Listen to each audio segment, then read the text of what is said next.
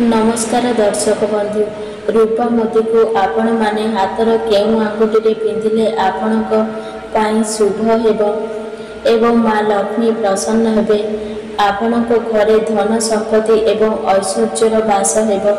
ता सहित जानिबा केउ केउ घटना जदि आपणक सहित घटे ताहाले जानिबे खूब शीघ्र आपण माने धनवान हेबाकु जाउछथि बा आपणक उपरे माँ लक्ष्मीकर कृपा बर्षिबाकु जाउछि। तेबे आसंतु भिडियोटी को आरंभ करिबा। ता पूर्वरु आपण मानकु अनुरोध भिडियोटी को शेष पर्यंत देखंतु एवं आम चैनल को सब्सक्राइब करंतु एवं कमेंट सेक्शन रे जय माँ लक्ष्मी निश्चय लिखंतु। आपण माने जेतेबेले शଯ୍ୟା त्याग कले सेतेबेले आपण माने जदि दुई हाथर पापुली रे प्रथमे देखिबे ताहले आपण मानक पाई शुभ होइथाय। काहेकि ना करागे बसंते लक्ष्मी कर मध्ये सरस्वती कर मूले तु गोविंद प्रभाते कर दर्शन। तेणु सकाळु उठिकी जदि आपण माने पापुली को देखिले तेबे जानी रखंतु जे सबु भगवान मानकर सबु देवादेवी मानकर आपण को दर्शन मिलिगला। निहाती भावरे आजिर दिनटी शुभरे कटिबो बा मंगलरे कटिबो। ठीक सेही भली आपणक घर को चुचुंद्रा बारंबार आसे ताहले जानी रखंतु एहा एक शुभ संकेत। एही भली संकेत मिलिले माँ लक्ष्मी आपणक घर को आसीबा सहित समान बोली आपण माने जानी रखंतु। आमे माने आम घर बहुत गुड़ाए अदरकारी जिनिस घर बाहर करी बाहर को फोपाड़ी देई थाउ। तेबे आपण माने कौन जानती कि यदि आपण अमावास्या दिन एही कामटी करिबे बा आपणक घर सबु अदरकारी जिनिस घर बाहर करिदेबे ताहले आपणक पाई शुभ होइथाय। घरे जदि आपणकर बुढ़ियानी चाल होइगलानी ताहले ताकू तुरंत सफा करिबा उचित।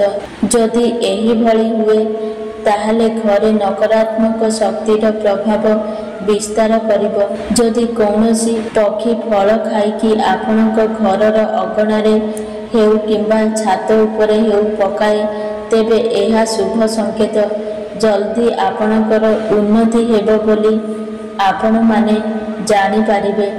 सेही भली सूर्य उदय पर जदि आपणक घरर पूर्व दिग किंबा पश्चिम दिगरे काऊ बसिकी बोबाए ताहले एहा आपणक पाई शुभ होइथाय। जेतेबेले भी आपण माने आपण मानक संतान मानकर विवाह करुछंती सेमानकर जन्म मास जन्म बार जन्म नक्षत्र बा जन्म समय एसबु गुड़िकरे जदि विवाह करती आपणकर पुओ किंबा झीयर विवाह करती ताहले सेमानकर अमंगलकारी होइथाय। सोमवार बुधवार बा शुक्रवार दिन जेतेबेले आपण माने घर बाहर को कुआडे जाउछंती सेतेबेले आपण माने बाम पादटी घरर बाहर को बाहर करंतु एवं आपण माने यात्रा आरंभ करंतु।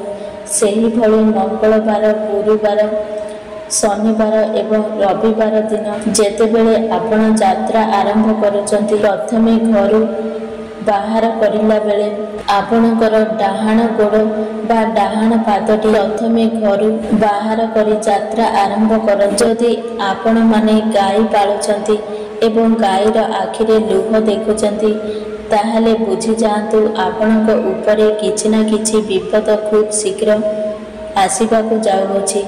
सेथिपाई सतर्क रुहंतु। कला पेचा जदि आपणक घर उपरे आसी बसे ताहले जानी रखंतु एहा बहुत अशुभ।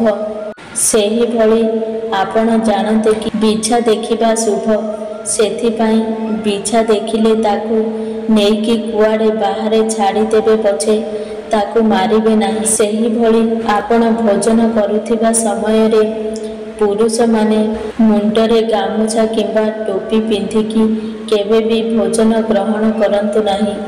सेही भली महिला मानक क्षेत्र रे देखिबा निहाती भावरे सेमानकर मथारे ओढ़णी थिले मंगलकारी होइथाय। सेही परी आपणक घरे जेतेबेले ଆପଣ ଠାକୁର ରଖୁଛନ୍ତି ସେତେବେଳେ ଠାକୁରଙ୍କର ମୁହଁ ପଶ୍ଚିମ ମୁଖ ରହିବ ଏବଂ ଆପଣମାନେ ପୂର୍ବମୁଖା ହୋଇକି ପୂଜା କରିବେ। ମାନେ ଠାକୁରଙ୍କର ମୁହଁକୁ ଆପଣଙ୍କର ମୁହଁ ସାମ୍ନା ସାମ୍ନି ହେବ। ଠିକ୍ ସେହିଭଳି ଯେତେବେଳେ ମନ୍ଦିରର କଥା ଆସିବ, ମନ୍ଦିରରେ ଠାକୁରଙ୍କର ମୁହଁ ପୂର୍ବ ଆଡ଼କୁ ଏବଂ ଆମେ ପୂଜା କରିବା ପଶ୍ଚିମ ଆଡ଼କୁ ମୁଖ କରି। ଯେତେବେଳେ ସ୍ତ୍ରୀ ଲୋକମାନେ ବାସନ ମାଜୁଛନ୍ତି ସେତେବେଳେ ଯେତେ କମ୍ ଶବ୍ଦ ହେବ ସେତେ ଭଲ।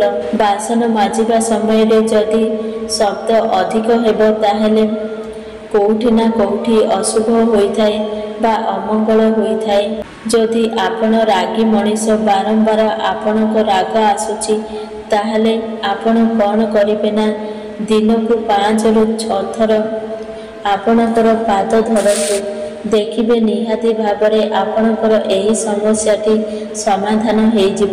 ଶୋଇକି ଉଠିବା ପରେ ଯଦି ସେଜ ଆପଣଙ୍କର ଅସଜଡ଼ା ହୋଇ ପଡ଼ି ରହେ ତାହେଲେ ରାହୁ ଏବଂ ଶନିଙ୍କର ଖରାପ ପ୍ରଭାବ ଆପଣଙ୍କ ଉପରେ ପଡ଼ିଥାଏ। ସେଥିପ୍ରତି ଧ୍ୟାନ ଦିଅନ୍ତୁ। ଖାଇବା ସମୟରେ କେବେ ଯେମିତି ତଳେ ଲୁଣ ନ ପଡ଼େ, ଆଉ ଯଦି ଲୁଣ ତଳେ ପଡ଼ିଗଲା ତାକୁ ଗାମୁଛାରେ କେବେ ପୋଛିବେ ନାହିଁ। ଏହାଦ୍ୱାରା ଆପଣଙ୍କର ଋଣ ବଢ଼ିବ, ଧାର କରଜ ବଢ଼ିବ ଏବଂ ଆପଣମାନେ ସମସ୍ୟାରେ ପଡ଼ିବେ। ଏଥିପ୍ରତି ଧ୍ୟାନ ଦେବେ। ଆମ ସମସ୍ତଙ୍କୁ ସଙ୍କଟ ନିହାତି ଭାବରେ ଆସେ, କିନ୍ତୁ ଯେତେବେଳେ ସଙ୍କଟ କିଛି ନା କିଛି ଆସେ ଆଉ ଆମେ ତା'ର ଉପାୟ କିଛି ପାଆନ୍ତି ନାହିଁ, ସେତେବେଳେ ଆମେ କ'ଣ କରିବା ନା ଯେଉଁଠୁ ଆମେ ପାଣି ପିଉଛନ୍ତି ସେଇଠୁ ପାଣି ଆଣିକି ଘରର ସବୁଆଡ଼େ ଛିଞ୍ଚି ଦିଅନ୍ତୁ। ଦେଖିବେ ନିହାତି ଭାବରେ ଯେତେବେଳେ ସଙ୍କଟ ଆସିବ କିଛି ନା କିଛି ଉପାୟ ଆପଣଙ୍କ ପାଖକୁ ନିହାତି ଭାବରେ ଆସିବ। ସେହିଭଳି ପ୍ରତି ଶୁକ୍ରବାର ଦିନ ମିଠା ଖାଆନ୍ତୁ, ଯେଉଁଟାକି ଆପଣଙ୍କ ପାଇଁ ଶୁଭକାରୀ ଅଟେ। ଆପଣମାନେ ପୂଜା କରୁଥିବା ସମୟରେ ଅତିଥି ଆସେ ତାହେଲେ ଏହା ବହୁତ ଶୁଭ। ଆପଣମାନେ ଠାକୁର ପୂଜା କରୁଛନ୍ତି ଆଉ ସେ ସମୟରେ ଛୋଟ ପିଲା କାନ୍ଦିବେ। ଯଦି ଏହିଭଳି ହୁଏ ତାହେଲେ କ'ଣ କରିବେ ନା ଟିକେ ହଳଦୀ ନେଇ ଲଗାଇ ଦେବେ, ତାହେଲେ ଯାହା ବି ଅଶୁଭ ହୋଇଥାନ୍ତା ଆଉ ହେବ ନାହିଁ। ସେହିଭଳି ବାରମ୍ବାର ଆପଣଙ୍କର ଧନହାନି ହେଉଛି ତାହେଲେ କିନ୍ନରମାନଙ୍କୁ ଆପଣମାନେ ସବୁଜ ବସ୍ତ୍ର ଦାନ କରନ୍ତୁ। ନିହାତି ଭାବରେ ଆପଣଙ୍କୁ ଏଥିରୁ ମୁକ୍ତି ମିଳିଯିବ। ସେହିଭଳି ରାହୁ ଦଶା ପଡ଼ିଛି ଆପଣଙ୍କ ଘରକୁ, ଯିଏ ବି ଅତିଥି ଆସିବ ଆପଣମାନେ ତାକୁ ଥଣ୍ଡା ପାଣି ଗ୍ଲାସଟି ନିଶ୍ଚିତ ଦିଅନ୍ତୁ। ଦେଖିବେ ଏ ସମସ୍ୟା ନିହାତି ଭାବରେ ଆପଣଙ୍କର ଦୂର ହେବ। ସେହିଭଳି ଯେଉଁମାନେ ରାଗି ମଣିଷ, ସେମାନଙ୍କର କ୍ରୋଧକୁ ନିୟନ୍ତ୍ରଣ କରିବା ପାଇଁ ଦର୍ପଣ ସାମ୍ନାରେ ଠିଆ ହୋଇକି ଆପଣମାନେ ମୁଣ୍ଡ କୁଣ୍ଡାନ୍ତୁ। ଦେଖିବେ ଆପଣଙ୍କର କ୍ରୋଧ ଶାନ୍ତ ହେବ। ଯଦି ଆପଣମାନେ କାର୍ଯ୍ୟରେ ବାରମ୍ବାର ଅସଫଳ ହେଉଛନ୍ତି ତାହେଲେ ରୂପା ମୁଦିଟିଏ ପିନ୍ଧନ୍ତୁ। ଗୁରୁବାର ଦିନ ଯେକୌଣସି ଶିବ ମନ୍ଦିରକୁ ଯାଇକି ସେ ରୂପା ମୁଦିକୁ ମହାଦେବଙ୍କ ପାଖରେ ଟିକେ ପୂଜା କରି ଆପଣଙ୍କର ହାତର ଅନାମିକା ଆଙ୍ଗୁଠିରେ ବା କାଣି ଆଙ୍ଗୁଠିରେ ଯଦି ପିନ୍ଧିବେ ତାହେଲେ ଏହା ଆପଣଙ୍କ ପାଇଁ ଶୁଭ ହୋଇଥାଏ। ସେହିଭଳି ଆପଣ ମନ୍ଦିର ଯାଉଛନ୍ତି, ଆପଣଙ୍କର ଜୋତା ଚୋରି ହୋଇଗଲା ସେଠି, ତାହେଲେ ଏହା ନିହାତି ଭାବରେ ଶୁଭ। ମନ ଦୁଃଖ କରିବେ ନାହିଁ, ଭାବିବେ କିଛି ନା କିଛି ବିପଦ ଟଳିଗଲା। ସେହିଭଳି ଆପଣଙ୍କର କାର୍ଯ୍ୟ ସିଦ୍ଧି ପାଇଁ ଆପଣମାନେ ଧଳା ରଙ୍ଗର ଗଣେଶ ମୂର୍ତ୍ତି ଘରେ ସ୍ଥାପନ କରନ୍ତୁ, ତାହେଲେ ଆପଣଙ୍କର ମଙ୍ଗଳ ହୋଇଥାଏ।